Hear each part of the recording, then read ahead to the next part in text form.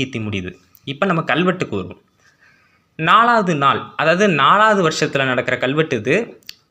அது சரி, அதை நான் விளக்க தப்ப சொல்கிறேன். 4வது நாள் அது வந்து 82ன்னு அர்த்தம்.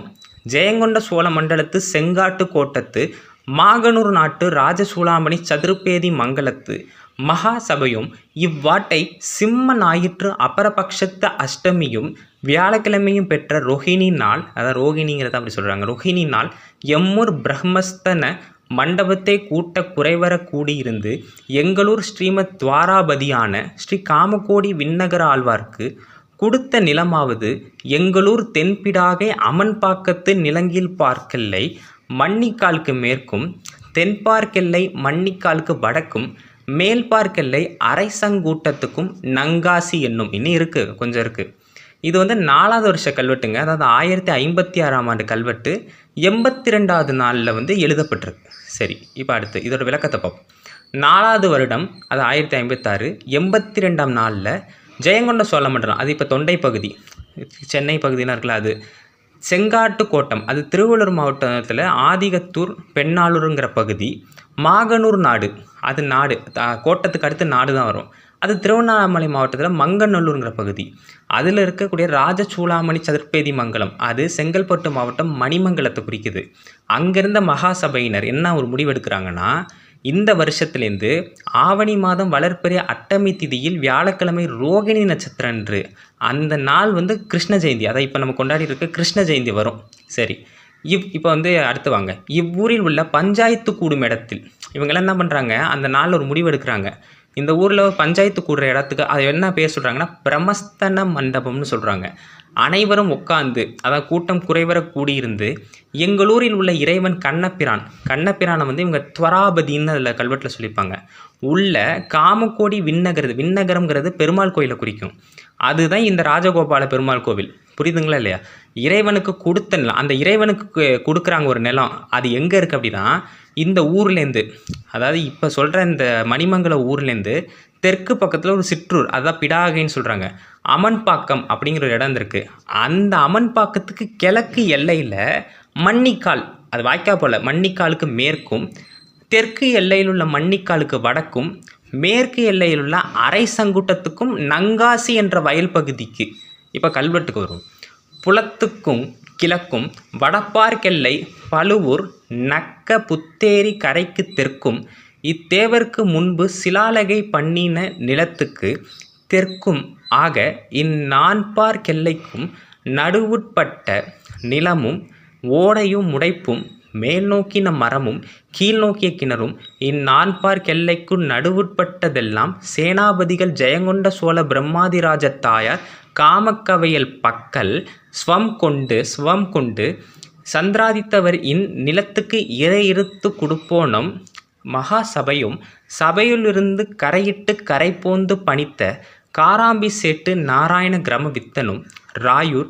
சந்திரதேவ அத்தாளி கிரம வித்தனும் சகனை மாதவ கிரம வித்தனும் பணியால் பணி கேட்டு எழுதினேன் இவ்வூர் ஊர்கரணத்தான் அலங்காரன் சீராமனின் இவை என் எழுத்து அப்படின்னு இந்த கல்வெட்டு முடிஞ்சிருது. அப்போ இது என்ன அப்படின்னா, ஆவணி மாதம் ரோகிணி நட்சத்திரம் வரக்கூடிய கண்ணனுடைய பிறந்தநாள், கிருஷ்ணனுடைய பிறந்தநாள் அன்னைக்கு இந்த கல்வெட்டு எழுதப்பட்டிருக்கு. அப்போ ஒரு நிலதானம் கொடுக்கப்பட்டிருக்கு. இப்போ அர்த்தத்தை பார்ப்போம். சரி, இப்போ அங்கே பார்த்தோம்ல கிழக்கு இதெல்லாம் பார்த்தோம்ல, இப்போ அடுத்து எங்கே வராங்கன்னா வடக்கு எல்லையில் உள்ள அந்த ஊர் இருக்குது பார்த்தீங்களா, அந்த ஊருக்கு, அதாவது அந்த அம்மன்பாக்கங்கிற ஊருக்கு வடக்கு எல்லையில் பழுவூர் நக்க புத்தேரின்னு ஒரு இடம் இருக்குது. அது வந்து பழுவூர் நக்கன்கிற ஒரு சிவனடியாரில் வெட்டப்பட்ட ஏரியா, அதுக்கு தெற்குலையும் அதே மாதிரி இந்த இறைவன், அதாவது இந்த பெருமாள் இருக்காருல்ல, அவருக்கு ஏற்கனவே கல்லில் வெட்டிய, அதாவது சிலாலகைன்னு சொல்கிறாங்க, கல்லில் வெட்டிய நிலத்துக்கு எங்கேயோ இன்னொரு நிலத்தை வெட்டி கொடுத்துருக்காங்க போல், அந்த நிலத்துக்கு தெற்கு பகுதியிலும் ஆக இந்நான்கு எல்லைக்குட்பட்ட நடுவில் உள்ள நிலம் ஓடை, நிலத்தின் மேற்கு பக்கம் இருந்த மரங்களும் கிழக்கு பக்கம் நோக்கிய கிணறும், இந்த 4 எல்லைக்கும் உள்ளே இருக்கக்கூடிய ஓடை, மரம், அப்புறம் கிணறு, அது எல்லாம் ஆக இவை அனைத்தையும் சேனாபதிகள் ஜெயங்கொண்ட சோழ பிரம்மாதிராயர், ஒரு பிராமண அதிகாரி இருந்திருக்காரு, அவருடைய அம்மா பேர் என்னன்னா காமக்கவையல் அப்படிங்கிறவங்க இருந்திருக்காங்க.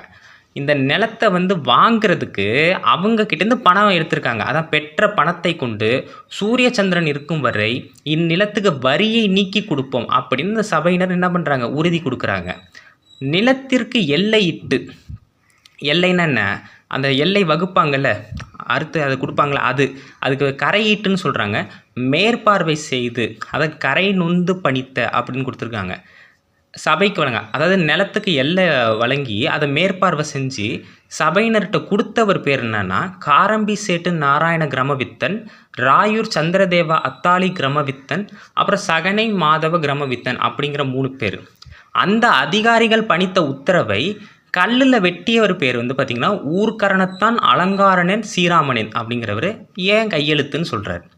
இந்த கல்வெட்டு பகுதியில் நிலத்தை விற்பனை செய்து கொடுத்தவர் சில பகல், அதாவது சில பகல்னால் சில நாள் கழித்து நாங்கள் நிலத்தை தான் விற்றோம், அதில் இருக்க மரம் கிணறு இல்லை கல் இவெல்லாம் விற்கலை அப்படின்னு சொல்லுவார்ல, அவர் கேட்கக்கூடாது அப்படிங்கிறதுக்காக தான் அந்த ஒரு வார்த்தை நீங்கள் பார்த்துருப்பீங்க. ஆக இந்நான்பார் கெல்லைக்கும் நடுவுட்பட்ட நிலமும் ஓடையும் உடைப்பும்னு ஒரு வார்த்தை வருது பார்த்தீங்களா, அது எதுக்குன்னா பின்னால் உள்ளவன் கேட்கக்கூடாது. நாங்கள் வந்து எப்போ வேணாலும் இந்த கல்லை எடுத்துப்போம், மரத்தை வெட்டிப்போம், நாங்கள் நிலத்தை மட்டும்தான் விற்றோமே தவிர இதெல்லாம் நாங்கள் ஒன்றும் விற்கலைன்னு சொல்லக்கூடாதுங்கிறதுக்காக தான் இந்த வார்த்தையை அந்த கல்வெட்டில் வந்து என்ன பண்ணியிருக்காங்க, பயன்படுத்தியிருக்காங்க. அதாவது பழங்காலத்தில் எவ்வாறு நுட்பமாக ஆராய்ந்து எழுதியிருக்காங்க பாருங்கள். இப்போ உள்ளவங்களாம் தோற்று போயிடுவாங்க.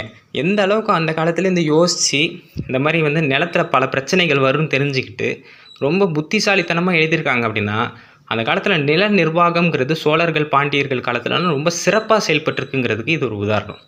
இக்கல்வெட்டு, இந்த மொத்த கல்வெட்டும் மாமன்னர் 2ஆம் ராஜேந்திரனோட மெய்கீர்த்தி மற்றும் அவரது குடும்ப உறவுகளை பற்றியும் அப்புறம் நிலம் பதிவிடும் முறையை பற்றியும், முக்கியமாக இந்த கல்வெட்டு எப்போ எழுதப்பட்டிருக்கு, கண்ணன், அதாவது கிருஷ்ண ஜெயந்தி, அது கண்ணனுடைய பிறந்த நாள் அன்னைக்கு எழுதப்பட்டிருக்குங்கிறது ஒரு குறிப்பிடத்தக்க விஷயம். அதே மாதிரி மாமன்னர் 2ஆம் ராஜேந்திரனோட புகழ் ஓங்குக. ஏன்னா இவரை பற்றி நிறையா விஷயங்கள் நான் சொல்லணும்னு நினச்சேன். அதை இந்த மெய்கீர்த்தி வாயிலாக சொன்னது வந்து ஒரு விதத்தில் சந்தோஷம்தான். இது இன்னையோட இந்த கல்வெட்டு பகுதி போதும். 2ஆம் ராஜேந்திரனை பற்றி கொஞ்சம் அதிகமாகவே சொல்லிட்டேன்னு நான் ரொம்ப நம்புகிறேன். நாளைக்கு வந்து நான் வீரராஜேந்திர சோழன் சம்மந்தப்பட்ட மெய்கீர்த்தி மற்றும் கல்வெட்டு விளக்கமை வந்து பதிவிடலான்னு இருக்கேன். நிறைய பேர் ஆதரவு கொடுக்குறீங்க, ரொம்ப சந்தோஷமாக இருக்குது. தொடர்ந்து ஆதரவு கொடுங்க. இந்த தகவல் எல்லாருக்கும் பகிருங்க. நன்றி, வணக்கம். மறக்காமல் சப்ஸ்கிரைப் பண்ணுங்கள்.